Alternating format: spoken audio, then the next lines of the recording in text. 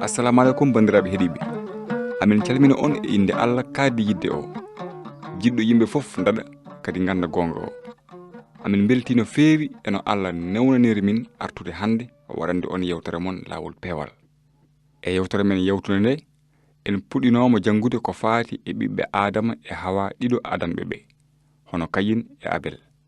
En jiino nde Kayin e Abel mawni waɗino ñalawma goto e mabɓe fof anniyi mawninirde Allah sata keeji. Kayin ƴettino e gurnani ngesa mum manam eko gollorino juuɗe mum sakki Allah. Abel kañum ƴetti jawgel ngel ala ella hirsi ɗum no sadak momtowo bakkatuji ni sakki Allah. Kadi bindi ɗi mbino jomiraɗo o jaɓani Abel e sadak mum kono o jaɓanani Kayin e sadak mum. Holko waɗi Allah jaɓani Abel salani Kayin? Mbele ko Kayin ɓurno Abel wonde bakkodinowo? Ala.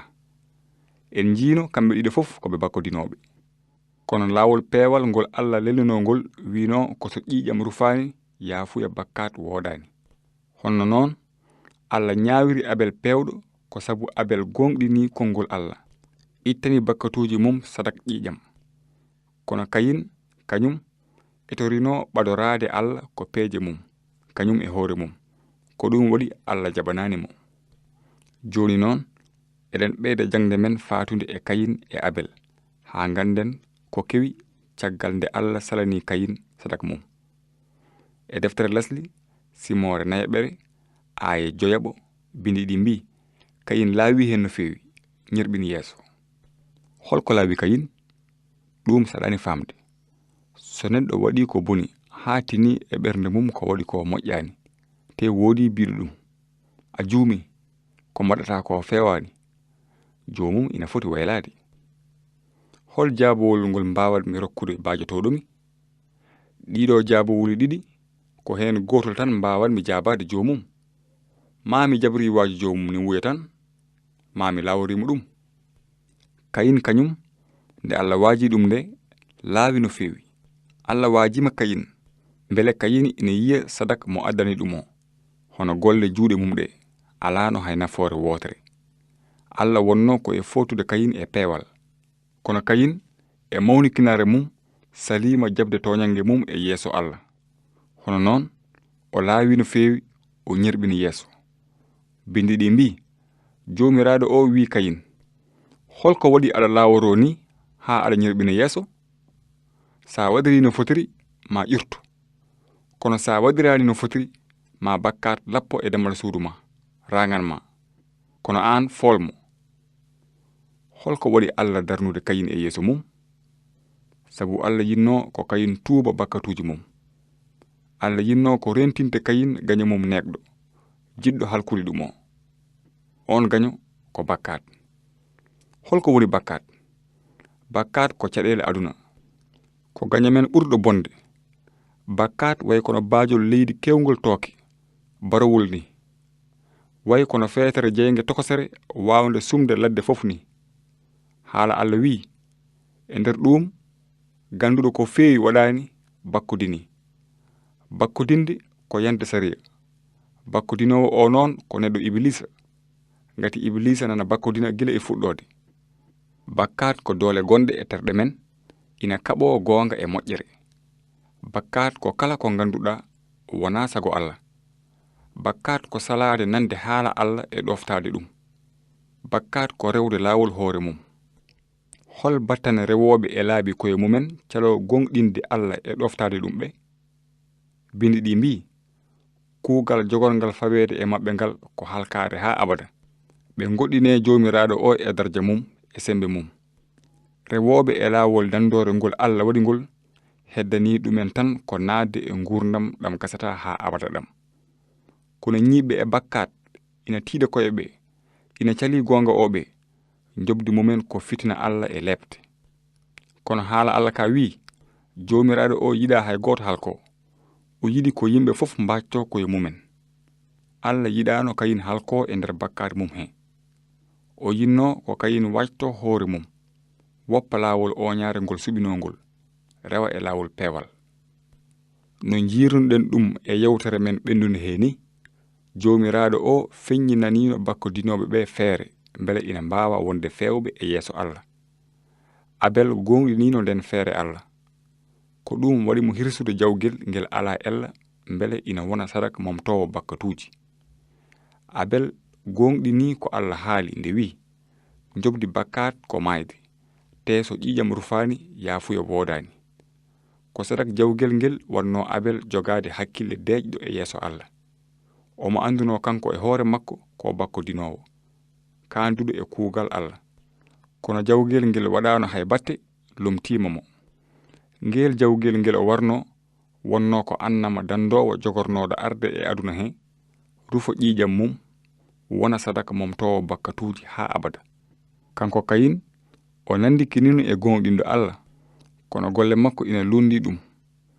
Allah namdino ko sadak ƴiƴam kullel, kono Kayin sakkinomo ko golle juuɗe mum. Kayin mawniniri Allah hunuko mum, kono golle mum ina goɗɗi ɗon. Omo etotono wonde pewɗo e yeeso yimɓe ɓe, kono Allah ina anduno ɓernde makko. Wadde mawningol Kayin ngol ala hay nafoore wotere, sabu o jaɓaani laawol peewal ngol Allah lelni mbele omo wona pewɗo e yeeso mum. Joni noon taren aaye dewɗe heno ha ganden ko Kayin waɗi e nder laaware mum. Wadde Kayin wi Abel miñum, jalten payen gese. Nden ɓe jettima, Kayin yani e Abel miñum wari ɗum. Holko Kayin waɗi? Mbele o nimsi ɗum? Mbele o gonɗinino Allah hawa addi ƴiƴam jawgel o waɗani ɗum satak momtowo bakkatuuji? Ala. Kayin faw bakkat e dow bakkat. O noddi Abel, o yaadi e mum gese. Nde ɓe jehi ha hay gooto yiyataɓe, Kayin yani e Abel miñum wari ɗum. E ndaw ko hawni, Kayin calinoɗo rufde ƴiƴam jawgel mbele Allah ina yaafo bakkatuuji mum, rufi ƴiƴam miñum pewɗo o. Holko woni hen miijo ma? Hollowɗo e hakkille Kayin warde miñum? Holimo Kayin heɗotono? Ko seytaane tan. Bindi ɗi mbi Kayin wari Abel, sabu Kayin haɓɓodiri e Iblisa. En jiino ha gasi no Allah andiniri godaagu liƴƴi ɗiɗi e nder aduna, leñol Allah e leñol seytaane. Abel jeeno ko e leñol Allah he, sabu omo gonɗinno konngol Allah ngol, omo ɗoftino ɗum. Kayin jeeno ko e leñol seytaane ngol, sabu o gonɗinano konngol Allah ngol. Kayin holliri jeegol mum e leñol seytaane e dow ko wari miñum ko. Konngol Allah ngol ko ni wi, ko ɗum ɗo serndi ɓiɓɓe Allah e ɓiɓɓe Iblisa. Kala mo waɗata ko feewi, on wona neɗɗo Allah. En potani waade no Kayin dewɗo bonɗo o ha wari miñum. Holko waɗi o wari mo? O wardimo ko golle makko ko bonɗe, kadi ɗe miñi ko ɗe ko pewɗe. Joni noon keɗoɗen ko Allah wi Kayin caggal nde Kayin wari miñum o. Bindi ɗi mbi jomiraɗo o namni Kayin wi ɗum, holto Abel miño woni? Kayin jaabi wi, mi anda hen hay hunde. Mbele ko min foti aynude miñam? Jomiraɗo o heɓɓiti wimo, holko wanma wadde ɗum? Mboɗo nana ƴiƴam miñe ina wulla gila leydi ha to am. Ko heddi hen ko a huɗama e leydi udditindi yari ƴiƴam miñe mo marɗa o. Ko ɗum waɗi ma remdi ha tampa, kono ndi rokkatama hay hunde. Ma ɗuggito aɗa huywi yaha e dow leydi. Hono noon Allah waɗi e Kayin kuugal wi ɗum, ma rem leydi ha tampa, kono ndi rokkatama hay hunde. Haalpulaar en mbi nagge fettat ɓiyum kono añani ɗum. Allah waɗirani e Kayin kuugal mbele ina liɓa ɗum, kono ko mbele Kayin ina tuuba bakkaat mum dada. Kono holko Kayin wanno? Mbele o tuubino bakkaat makko? Ala. Bindi ɗi mbi Kayin yehi hoɗoyi leydi Nod, funnaange Eden, woɗɗi jomiraɗo o. Hono noon Kayin mo wondano ko Allah yehi lawol mum, woɗɗiti Allah. Wona Allah woɗɗini Kayin, ko Kayin woɗɗini hoore mum Allah. Hande ko ɓuri hewde e bani Adama en mbay kono Kayin ni, koɓe majjuɓe e nder bakkatuuji maɓɓe, sabu ɓe gudditanani Allah ɓerɗe maɓɓe ɓe kalat ɓe mbiya Allah ko mawɗo te e miijo maɓɓe ɓe mbiyata ko Allah ina woɗɗi hay goto wawa andude ɗum kono haala Allah ka wi en Allah woɗɗani hay goto e men sabu ko kanko rokkata yimɓe fof gurdam wondude e kala hunde ko sababune makko gurduɗen Allah ina anduma no feewi te yiɗi ko ya andu ɗum anne holko waɗi ko ɓuri hewde e yimɓe ɓe gandani Allah haala Allah ka holli en sababu mum nde wi ko ɗum ɗo waɗi yimɓe ina ñaawe annoore ari e nder aduna he kono yimɓe ɓe ɓuri yidde ko niɓɓere sabu golle maɓɓe ko bonɗe kala baɗowo ko boni yiɗa annoore kadi arata e annoore sabu hulde woto golle mum bonɗe peññinede yimɓe ɓe ganda Allah sabu hono no Kayin ni koɓe rumtiɓe Allah annabi Dawda windi no wi haala Allah ko lampa e koyɗam ko annoore e lawolam ɗum noon kala dumtiɗo annoore haala Allah ka woni koye niɓɓere te wawa andude Allah Allah wayi kono goɗɗuɗo jomum ni kono Allah yiɗi andindema ko woɗɗanima omona ɗo e yeeso ma caggal ma e saraji ma fof Allah ina yiɗma te ina yiɗi jokkodirde e ma kono wota wano Kayin ni mo ganduɗa ko tiɗɗo hoore caliɗo lawol peewal ngol Allah lelni ngol Allah yinno ko Kayin waajto hoore mum ha hande Allah yamiri ko yimɓe fof kala ɗo mbawi wonde e kala ko mbawi wonde yo mbajto koye mumen garta e makko gonɗina konngol makko beele aɗa andi ko waajtade hoore mum firti ɗum firti ko waylude miijoji mum